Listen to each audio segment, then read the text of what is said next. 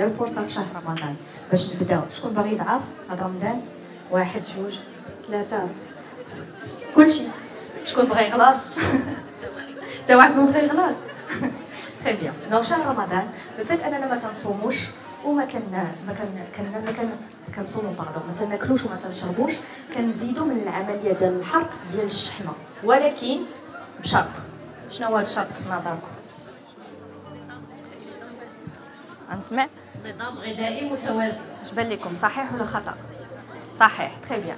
حيت الا صمنا ومشينا وكلينا سلو والبريوات والبيتزات بزاف والعصير بزاف وهادشي كامل، غنزيدو الشحمه، ما غنفقدوش الشحمه. داكوغ. دونك هادي ثاني حاجه. ثالث حاجه هي انه المزاج ديالنا كيتحسن.